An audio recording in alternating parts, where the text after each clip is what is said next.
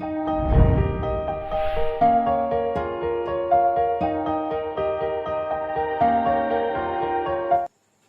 my dear friends, we are going to start the chapter Motion in a Straight Line. Before starting this chapter, certain basic and fundamental things should be explained to you all. For the sake of that, I will take up basic things like in coordinate geometry in lower classes. You have studied up to 10,000 in mathematics while graph plotting. In a graph you make two axes and then you specify coordinate of a point and then you plot on by taking x and y values of that point and you specify the position of the point on the graph paper. Means specifying and giving the address to the point in the graph paper we are using two axes x and y. So we will correlate those particular concept in physics as well. So we will talk about position of an object. Position of an object. When I talk about the position of an object, means object is somewhere, so we have to specify the position of the object. Means some reference point is needed. I'll say that it is 10 meters away. The moment I say it is 10 meters away, so question arises from where? From where means that from where word specifies the fixed point from where the measurement is being done. So that particular fixed point is called the reference point, right? So in two-dimensional motion, we take two axes, x and y, which you have already studied. In one dimension, one line is enough. In three dimension, the point is in space. Then we take three axes. So I will give an example. Suppose we have three axes which are mutually perpendicular to each other. That is x-axis. This is y-axis and this is z-axis. And this point where all three axes meet is called the origin and it is denoted by O. This is the reference point. And these axes are called the reference axis. Anyway, just it can be compared with the corner of a room. See, in this room, two walls are meeting at this point. Floor and this wall is meeting at another line, and this floor and this wall is meeting at this point. Likewise, this is the ground floor. X and y axis is creating one floor. X z axis creating one wall, and y z axis creating another wall. So any point over here in the space, how to address?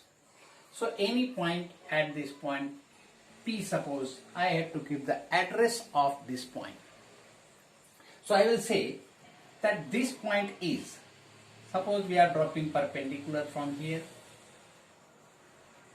At this point we will draw parallel to y-axis, this line, and suppose this distance OM is x, ML along y-axis is y, and PZ along z-axis is z. So P, it is called the coordinates of the point is x, y and z. In three dimension, in the space, three dimension in the space, address is given for this point P as x, y, z. Means first from origin, this is the reference point, we will travel a distance OM along x-axis, then from M to L along y-axis, y distance one has to travel, then from here along z-axis, z distance if somebody travels then he will reach at the point P. This is the address at that point.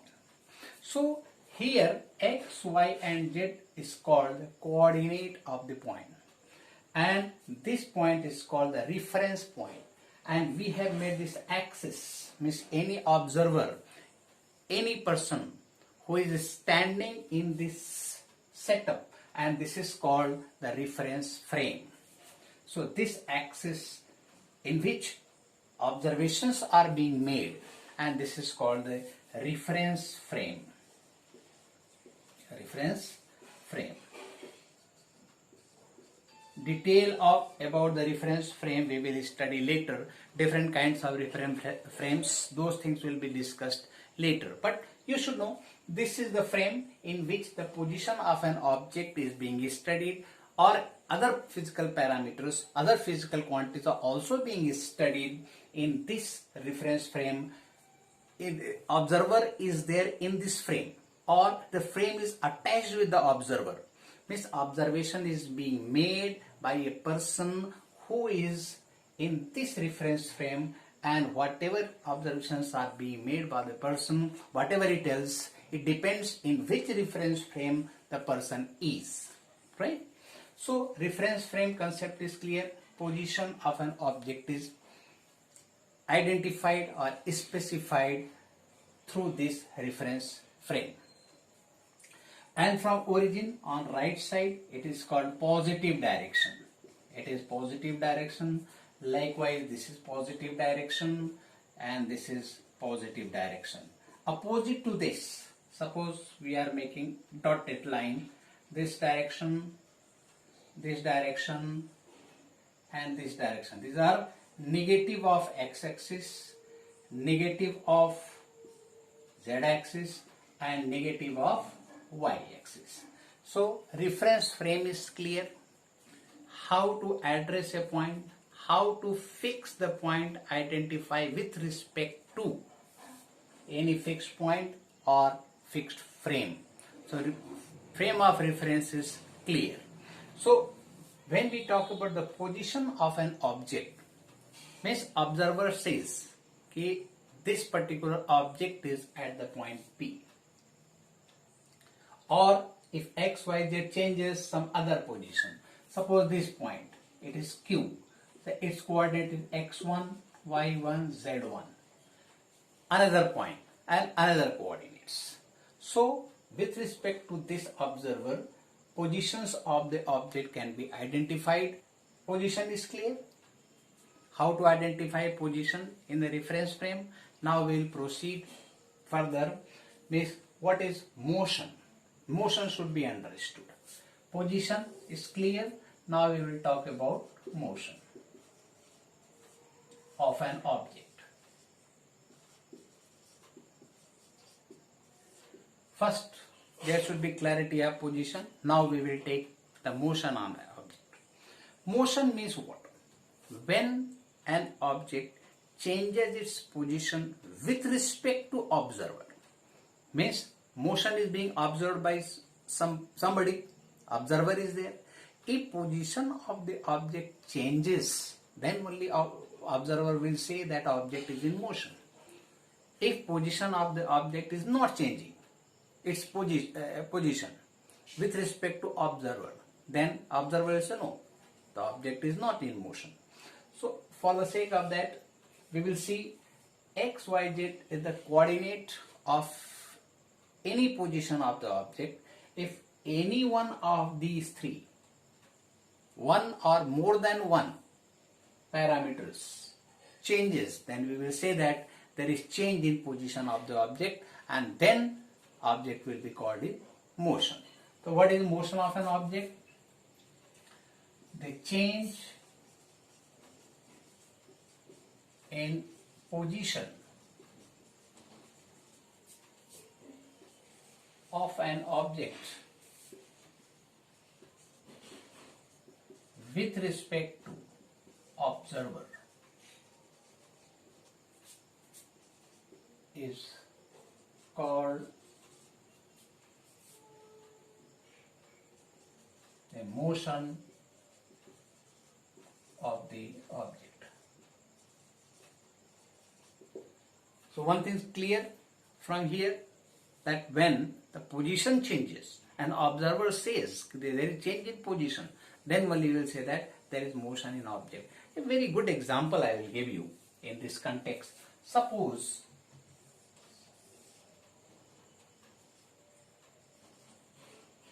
two persons, A and B, they are in a car, they are moving, and another person who is standing over here. Three persons are there, A, B and C. Person is standing on the floor over here, and these two guys, they are moving in this car with certain velocity. We said v velocity is moving. Now A is one observer. I will say it is observer. This is C is another observer, and B is being observed. The person B who is sitting along with A is being observed by A. Even though car is moving with certain velocity, A will say, since with respect to A, B is not changing its position, means the distance between this is fixed. It is not changing. So A will say, no, B is not moving, isn't it? Because position of B is not changing with respect to A. Whereas C will say that B is moving. With respect to C, observer C, B will be changing its position. So person is same, means object is same, but observers are in two different frames, two different conditions. So with respect to these observers, observations are different because they are observing B from two different frames. This frame itself is moving with velocity v, but this frame is at rest. That is why C will say that B is moving, A will say B is not moving. It means motion is a relative term. Motion relative term means it depends in which frame the observer is, in which frame observer is sitting and observing the object. So that is why motion is not absolute term, it is the relative term. It depends on the position of the observer and the condition of the observer and the frame from where the observer is observing the object. So it depends on that. Many cases I will give you. Suppose when you travel in the train, then when you look out of the window and you see the trees on the ground, they go behind, right, in opposite direction of that of yours. You feel like this. Trees are moving behind. Is it true? No. The observer, where is the observer? One observer is near the tree and he will say that no, tree is not moving. But another observer, that is you. You are moving in the train and you are in different frame. Your frame is moving. That is why you say that tree is moving. So in different frames, same tree is being observed and different observations are there. That is why motion is the relative term. It is not the absolute term. It depends on the observer in which frame or which circumstance, in which situation the observer is. So concept of motion is clear. Now we will discuss about some physical quantities related to motion. First is distance. First is distance.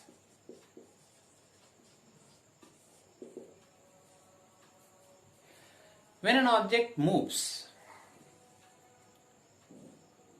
then with respect to time, it covers some path, and the length of the path is called the distance covered by the object during motion.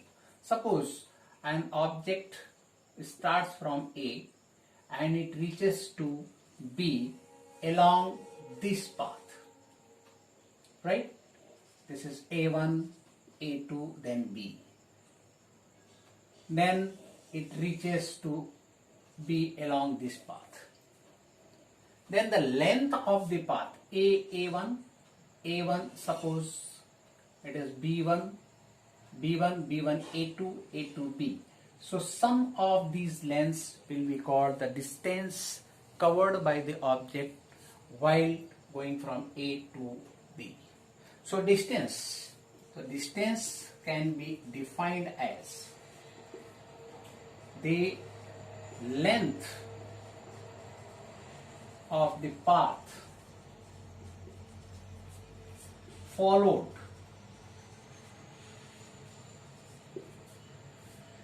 by the object while traveling from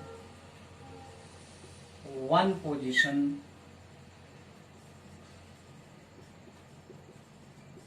A to other position B. While traveling from A to B, the path followed is this one as well as this one. So total length of the path is called the distance. So here suppose it is 5 meter, it is 2 meter, it is 7 meter, it is 10 meter. So for this path, the distance is equal to, suppose we say it is D1. So D1 is equal to 5 plus 2 plus 7 plus 10 is equal to how much it is? 24 meter. So distance is 24 meter. Suppose it is D2 and its length is 25 meter. So here D2, another path length, that is 25 meter. So these are the distances for the object traveled from A to B. Another term is there that is called displacement.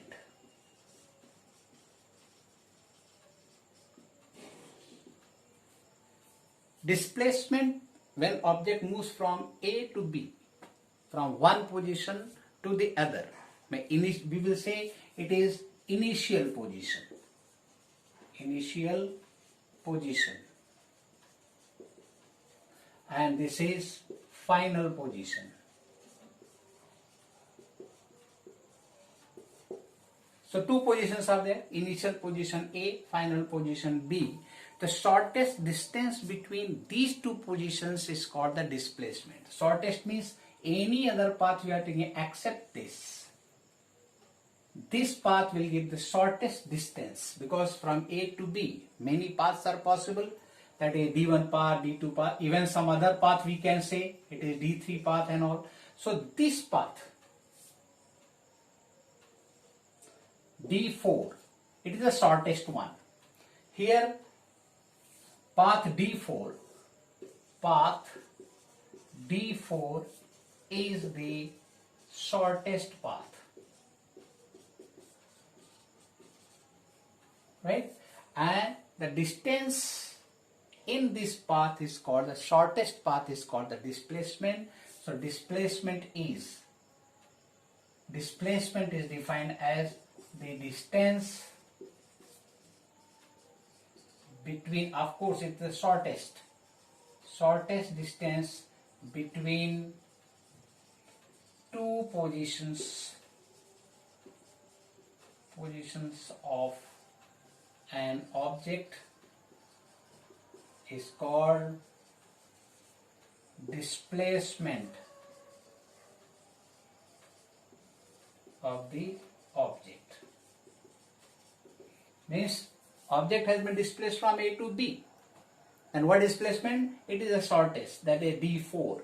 So D4, suppose it is 5 or 15 meter, right? So in this case D4 is equal to 15 meter and this will be the displacement. So I think concept of distance and displacement is clear to all of you. Path length, let there be any path from A to B, position A to B, object has moved. So the path followed by the object, actually the length of that will be called the distance, and shortest irrespective whether it has traveled or not. Object might have not traveled along this D4, But the moment it is asked what is displacement, so we'll measure the distance between these two straight, and that will be called distance. Whether the object has followed this path or not, irrespective of that, the shortest distance between the two positions of the object is called the displacement. The concept of distance and displacement is very well clear to all of you.